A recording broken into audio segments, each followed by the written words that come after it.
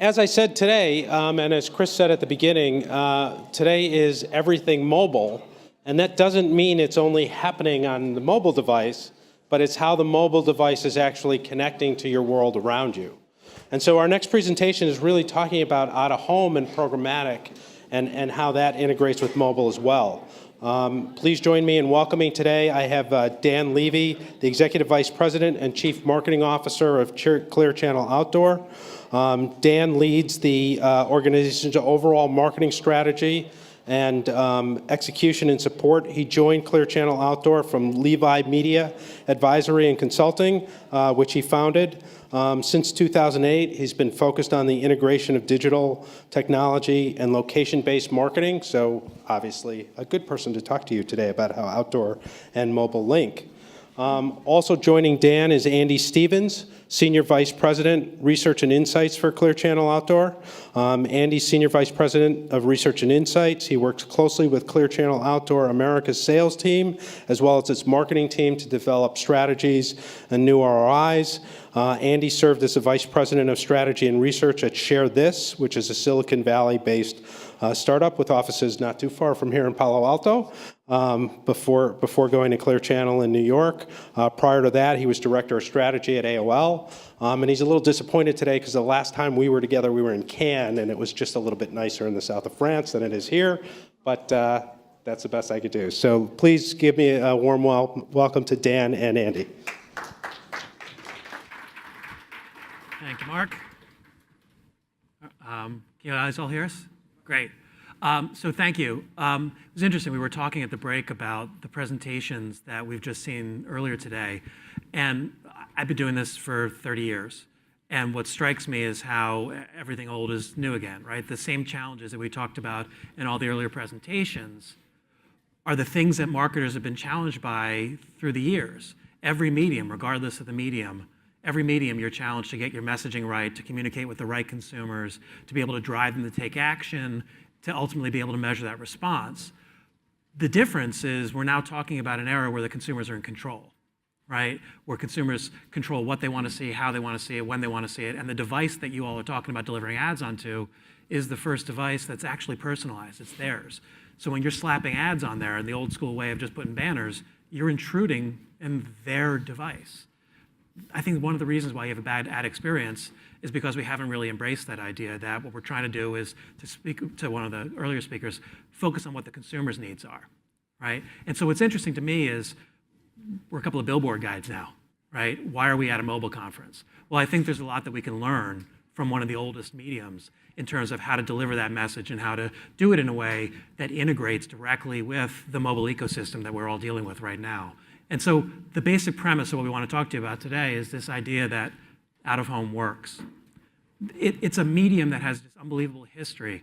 And if you look at the number of brands that have been built through the power of out-of-home, it does reinforce a lot of the points that were made earlier today about the importance of creative.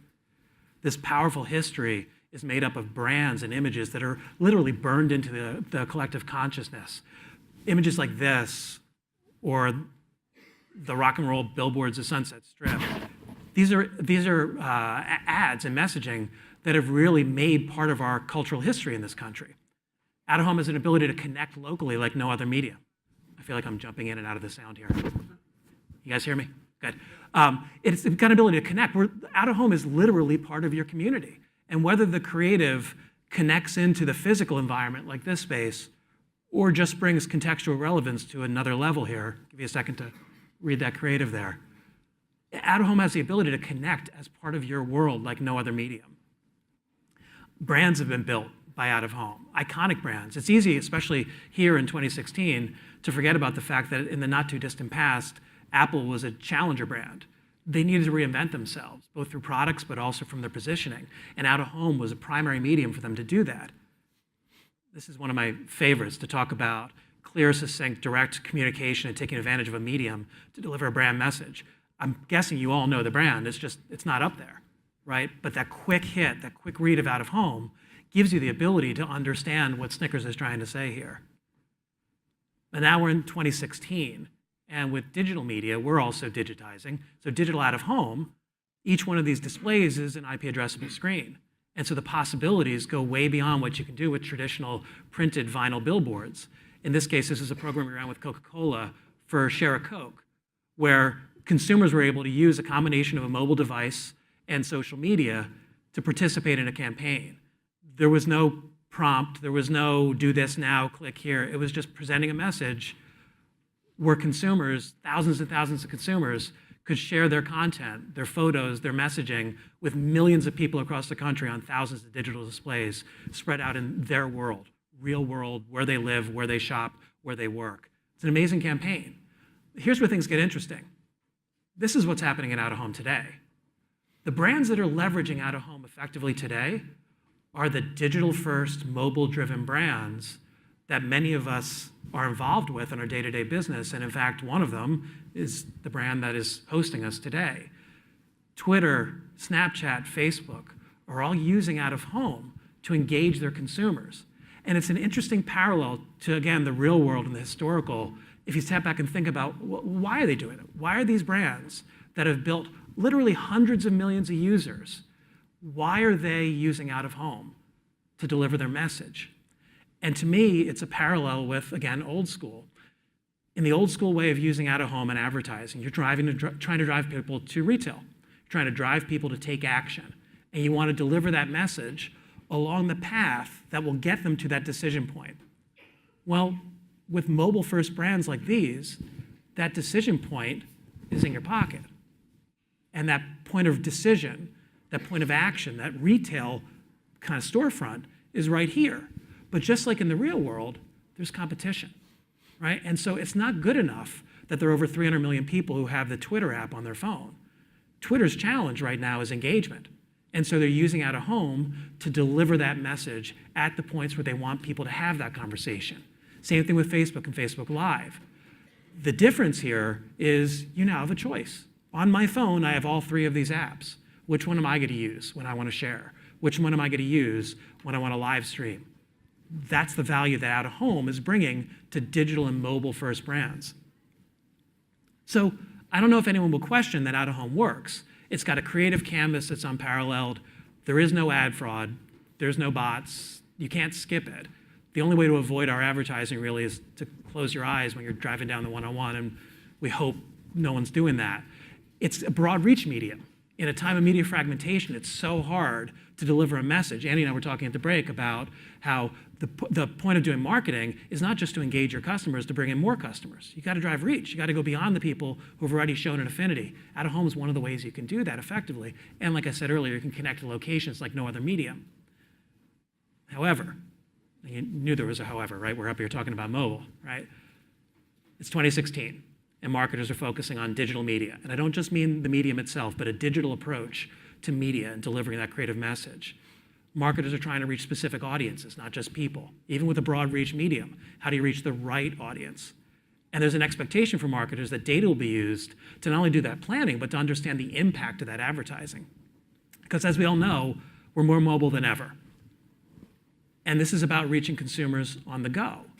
But one of the things I like to talk about is the fact that in a mobile world like we're living in today, location isn't about lat long. It's about understanding not just where someone is, but why they're there, what's around them, the contextual environment that they're in, where they were before, and where they're going afterwards. It's about consumer journeys. And in fact, we'd argue that it's not about mobile, it's about location-based marketing. It's about delivering your message to consumers at a point in time where it's meaningful to them. It's about that contextual relevance and understanding that consumer journey, which is so radically different today than it was 5 years ago, let alone 10, 20, 30 years ago. It continues to change, and it's driven by the fact that consumers are in charge and have access to tools and information like never before. So how do you understand where people are going on that journey, and how do you leverage that? Well, for us, it's driven by this cold, hard fact. Even though we're all in love with mobile commerce and e-commerce, the reality is the overwhelming majority of purchases are still made in the real world. But there's a disconnect between the amount of time that consumers are spending with various media and the way that advertisers are spending their dollars. And as you can see, other than TV and mobile, out-of-home is a more engaging medium. There's more time spent with out-of-home than any other media Same with online, about the same as online. But the dollars aren't aligned with that. Why is that? Well, one of the reasons for that, we think, is it's been too hard in the past for advertisers to truly leverage the value of out-of-home and to be able to understand that customer journey. And mobile data is one of the things that changed that. We'll talk about it in a little bit. It's worth pointing out that sending an advertising message, delivering an advertising message outside of the home can be more effective.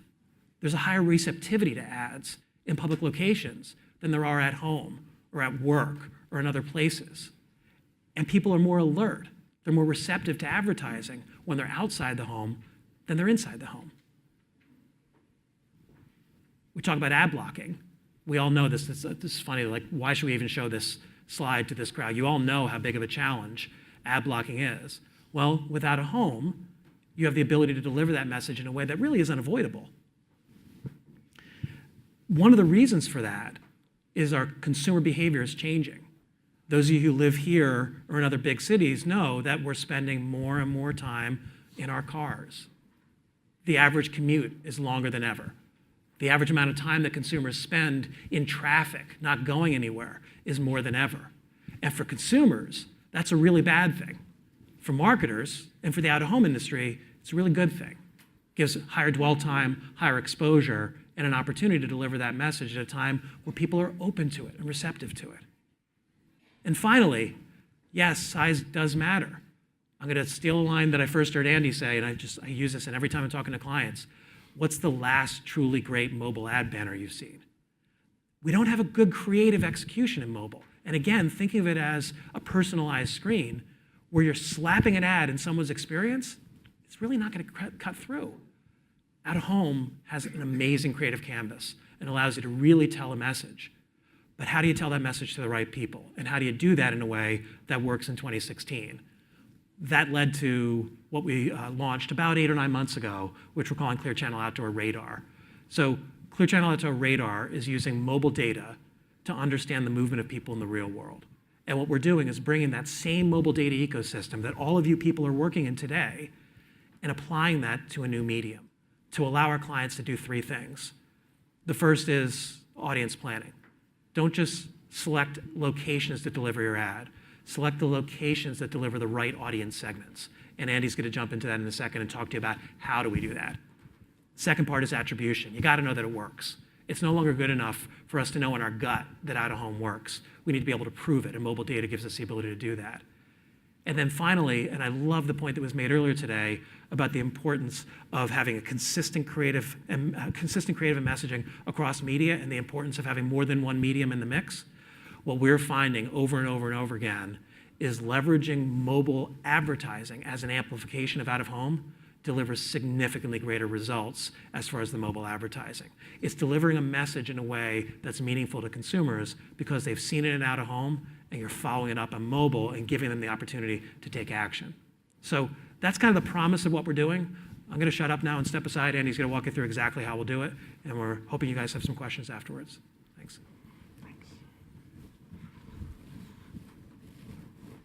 So how do we use mobile data to revolutionize location marketing? Well, the first and the most important thing about mobile data is that we carry these things around with us at all times. So I'm pretty sure every single person here has a smartphone.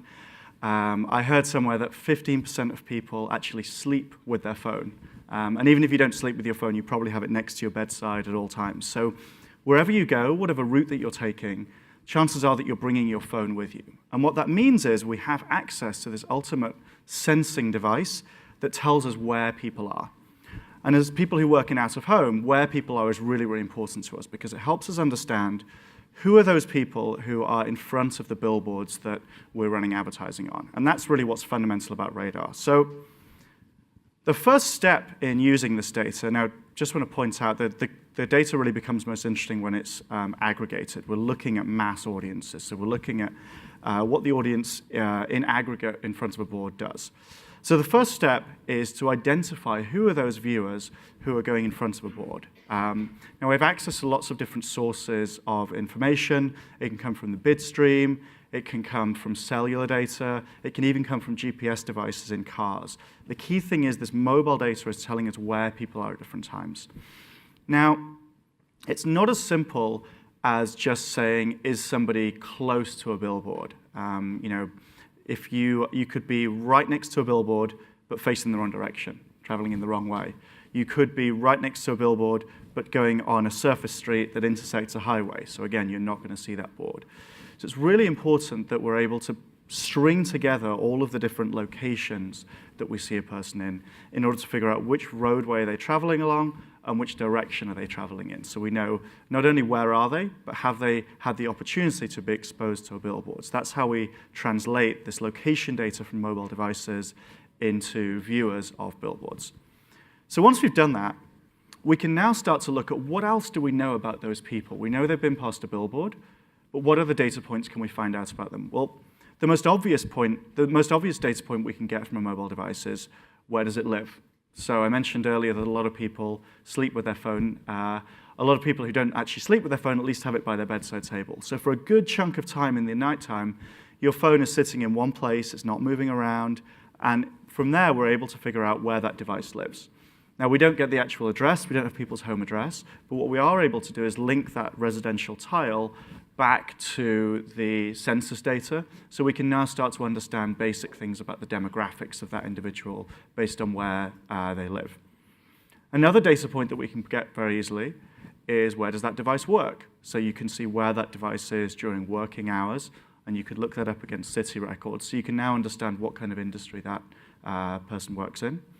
You can look at, where do they shop? You can look at, where do they get their coffee in the morning?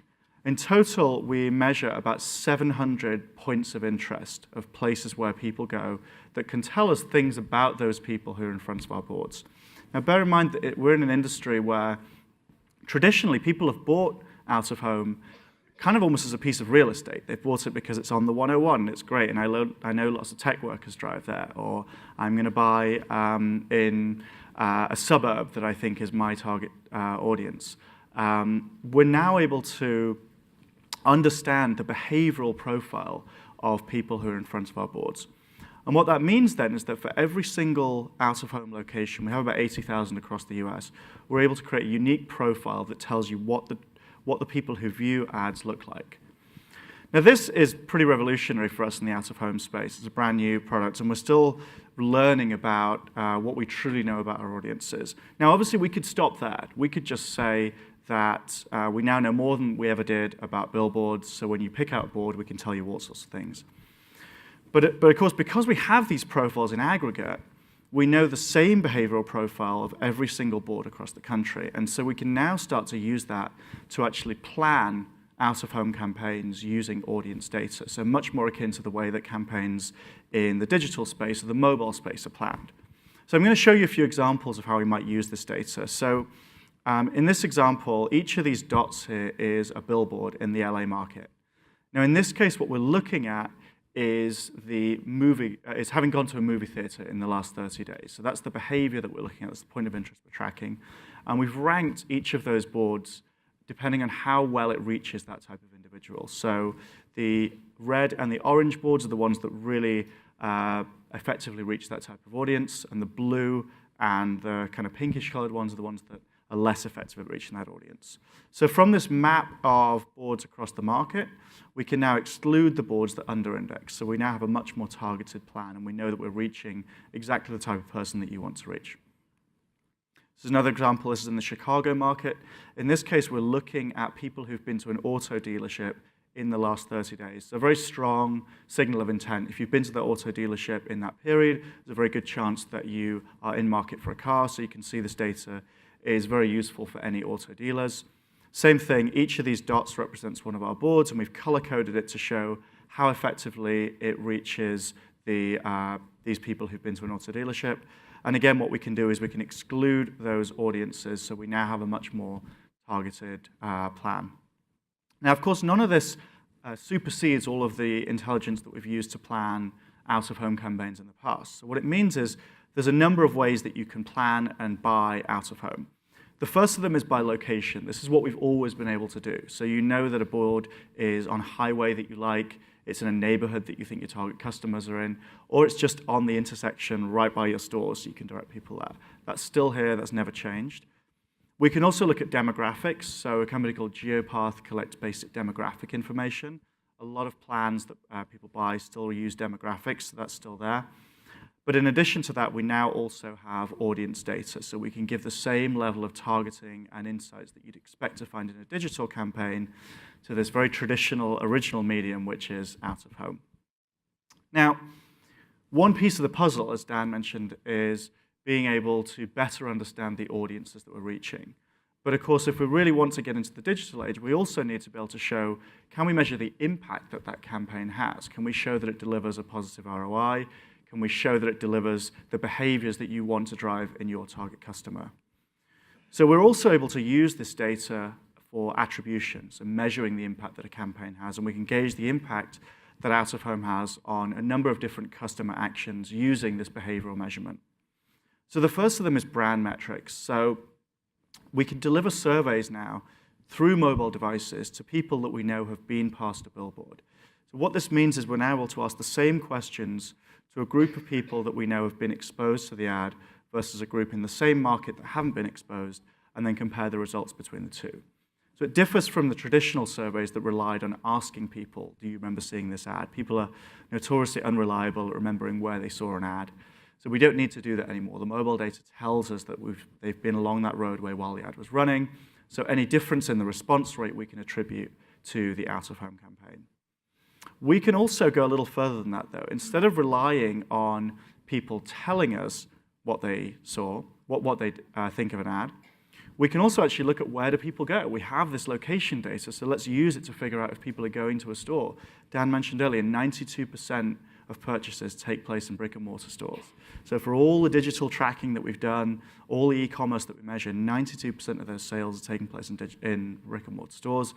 We can now link back those visits directly to out-of-home exposure. So again, what we're looking for is the difference in behavior between people who've been exposed to an out-of-home ad and people who haven't, and we just measure the visit rate for the two groups based on visiting stores, and we can see the impact of the campaign. Finally, we're also able to measure tune-in behavior. So we have a partnership with AT&T, who also owns DirecTV and Uverse, and from their data, they're able to link a set-top box viewing data back to a mobile device. And so through that, we can actually see if people who've been exposed to an out-of-home ad are more likely to view a particular show. So again, we're directly linking back the behavior the advertiser's trying to drive to exposure to an out-of-home ad. So we're getting much closer to having real ROI metrics. I'm going to show you a few examples of these that we've done recently. So the first of these is something that we did for Tom's Shoes last year. So Tom's Shoes, you've probably all heard of them, and you probably all know that they have a social mission. When you buy one pair of shoes, they give one away for free. I thought everybody knew that. Turns out that only about 50% of people across the country are actually aware of that. So they ran a campaign with us to drive awareness of the social mission. And we actually saw that when we surveyed people, we kind of saw about that same level of awareness. 57% was the level of awareness of the social mission. Interestingly, though, among people who, somebody likes that, among people who did see the out-of-home ad, there was actually a 25% higher level of awareness, so a really big increase in awareness. We then asked those same people some other questions about what they would plan on doing in the near future, and we saw that across the board, across a number of metrics like purchase intent, there were large increases between the exposed group versus the unexposed group. So essentially, we were able to show that not only did the campaign drive higher awareness of the social mission, it also helped drive purchase consideration further down the funnel. This was a study, apologies, my builds have broken off on this. This was a study we did for a major domestic auto brand around a new model release they were doing. They ran a very large campaign with us across 6 DMAs, printed and digital bulletins. What they were looking to see is how did those out-of-home ads drive dealership visits? So we were actually looking, do more people go to the dealership after visiting this, after seeing this out-of-home ad?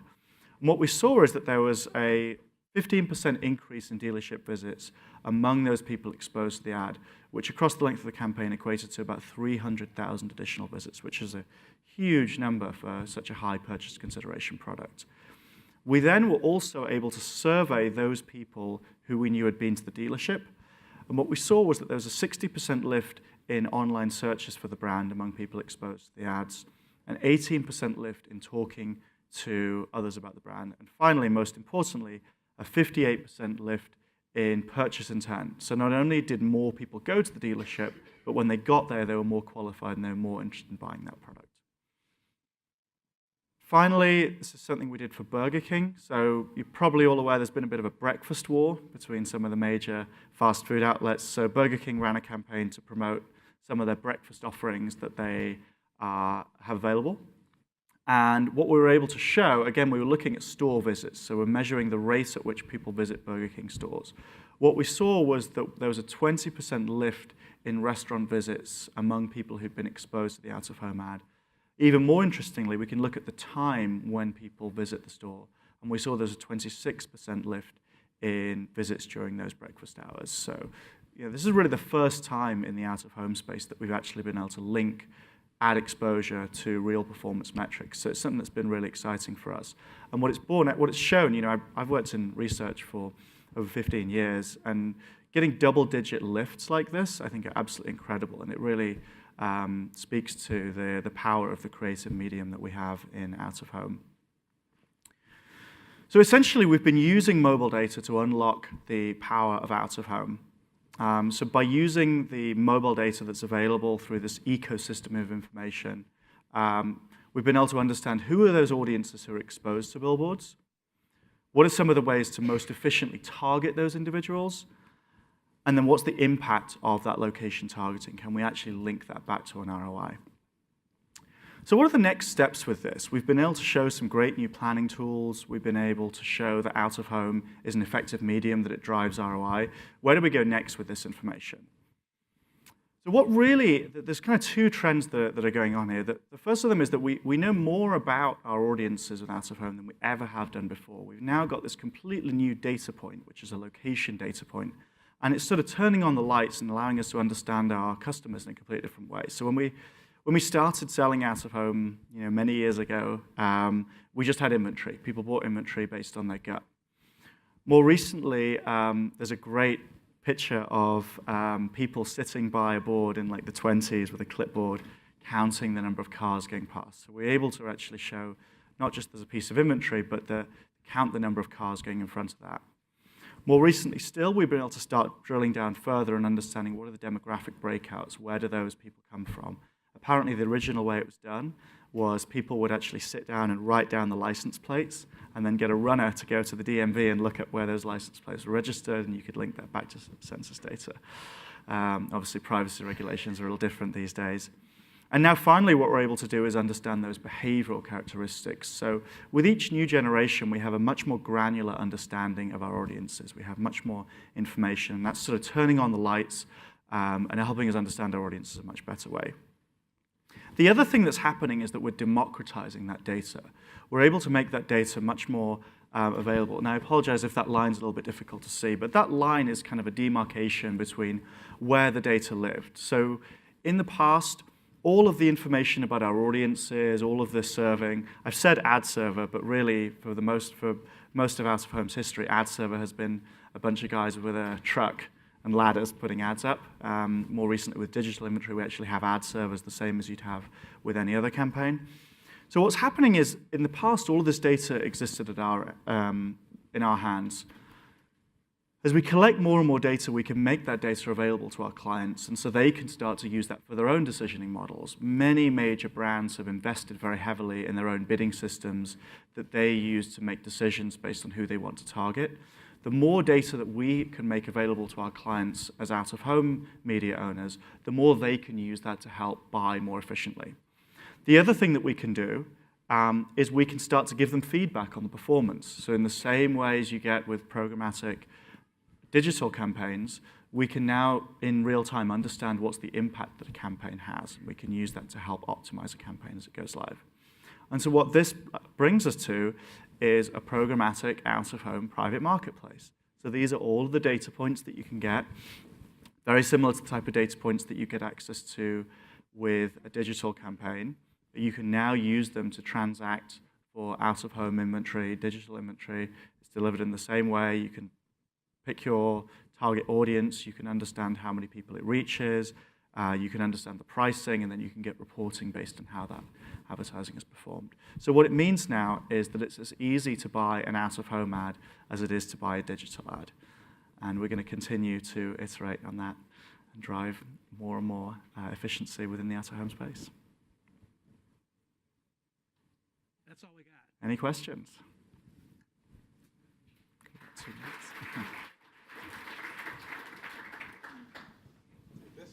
Thanks, Scott. And Andy, I'm back.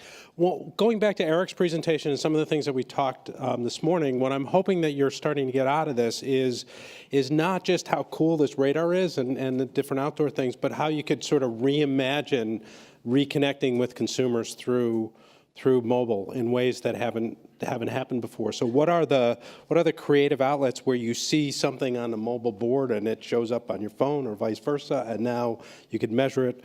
All that's terrific. Before we bring up our next speaker to sort of continue this conversation, any questions for Dan or Andy?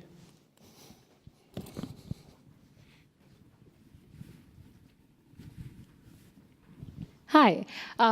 Just a quick curiosity question. I come from a world of marketing analytics, so measuring all these media channels is part of what I do. And out of home is one channel which has been extremely difficult to measure. Part of the reason is because there's no data that helps connect that to sales, right? And in this world, it becomes essential to do it. I was looking at the survey results that you showed that you were able to measure the lift of double digits for Burger King. Mm-hmm. How did you set that up? Because were you able to isolate the impact straight from out of home, given that there was presence of TV and other media also that might have impacted the lift that you were seeing? Yeah, absolutely. I mean, one thing that we find is that, especially with big national brands, it's very rare that the only marketing channel that they're using is out of home. So traditionally, when a campaign runs, they're going to not just be doing out of home, they'll probably be TV dollars, digital dollars. And so what we did when we set up the campaign, we used a control exposed methodology. So the visit measurement took place at the same period of time within the same markets. The only difference between the two groups that we looked at was whether they'd been exposed to a billboard or not. So basically, both groups had an equal probability of having seen a TV slot, print ads, digital ads. The only difference that we saw, between them was the out-of-home exposure. So therefore, any difference in response is due to that. That said, that allows us to say we know this is out of home. It doesn't allow us to get into that broader ecosystem of cross-device measurement. Now, one of the best things about mobile data is that it connects into everything else. So once you've got that sort of ID level data, you can then link that into other systems, and you can start to look at the entire customer journey. Now, that's easier said than done.